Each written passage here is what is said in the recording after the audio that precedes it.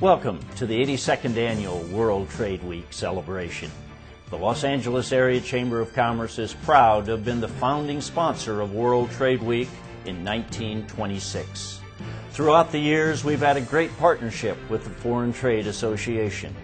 The Stanley T. Olafson Award was named after the Chamber's International Trade Manager, a man who in 1928 also served as president of the Foreign Trade Association. We thank you all for being here today, and I wish you a very prosperous year ahead in international trade.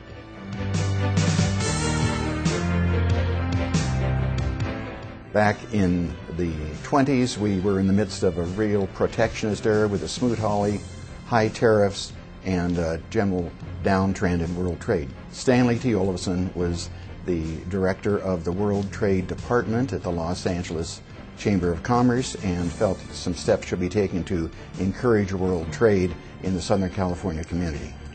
By 1927, he was able to institute World Trade Week, a chamber observance to bring in the interest of all the other trade groups in Southern California to recognize and support the activities of our ports.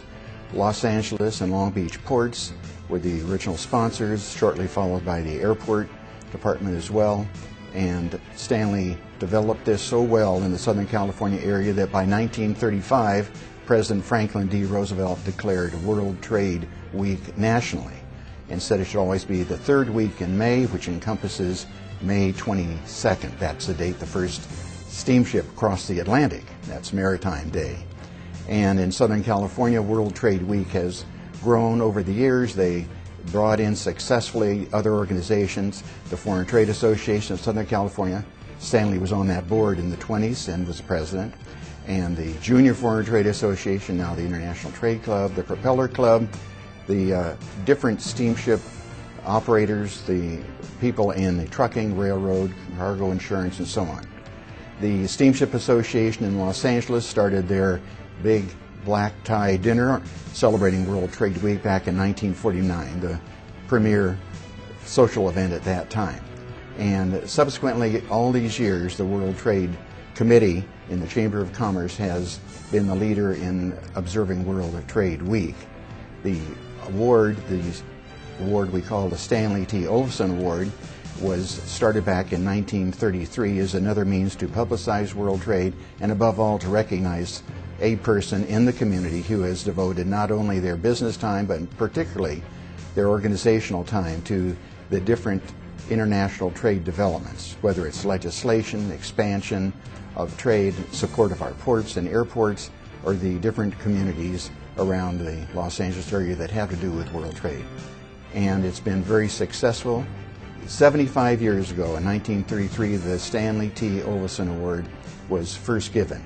And the criteria for recognizing somebody in the Stanley T. Olafson Award is still the same, that this is somebody who has worked very hard, very long, over a period of time to devote a lot and be beneficial to the world trade industry, which really helps us all.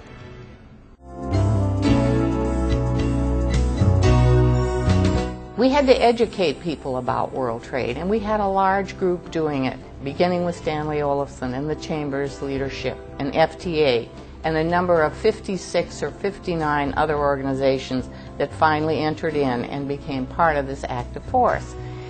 In the 1940s and through about the 50s, they wanted to attract attention to these functions, so they had a Miss World Trade Week.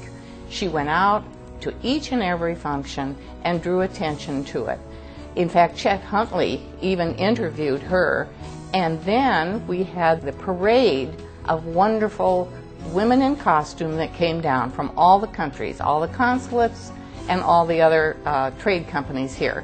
So they came down and showed us their costume, and that was a beautiful function. We had so many mentors. One of them we'll all remember is Marge Shostak.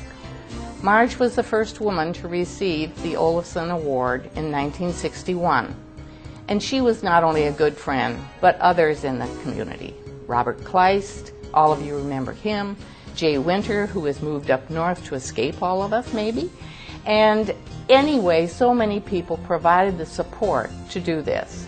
After Marge Shostak, we were still very active, and in 1995, I received the award, the Stanley Olafson Award. I was very pleased, as anybody is that receives it. You don't know you're even being nominated.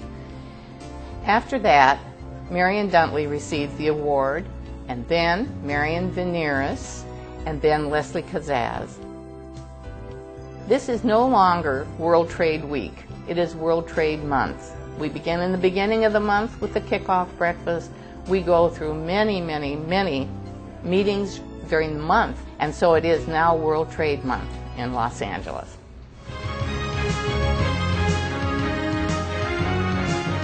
Celebrating the World Trade Week has been a tradition for a very long time, and it's here to stay, and it has been for a very good reason. I would say now, just as it has been in the past and as it will be in the future, is it important that we educate the community on the benefits of world trade, but more so also educate our elected officials. One only has to follow the rhetoric of the elections going on right now to hear the attacks on foreign trade and the attempt to downplay the value of and the true benefit of international trade, to understand how important it is that we educate our elected officials.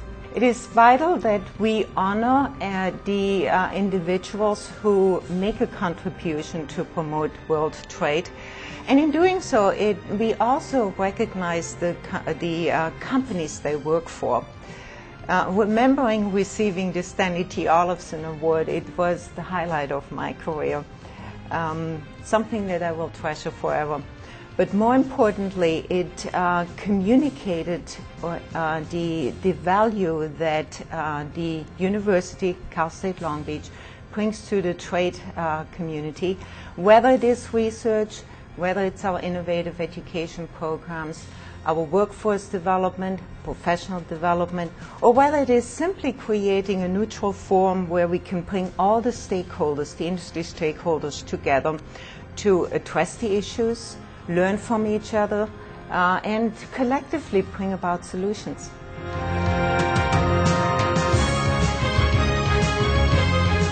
The Foreign Trade Association and the Los Angeles Chamber of Commerce have worked together for more than 80 years on the Stanley Olafson Award. Mr. Olafson started it back in 1926 and in fact was president of the Foreign Trade Association in 1928. He received the award himself actually 11 years later in 1939. So it has a history of well over 80 years, and the Foreign Trade Association certainly looks forward to collaborating with the Chamber for another 80 years plus.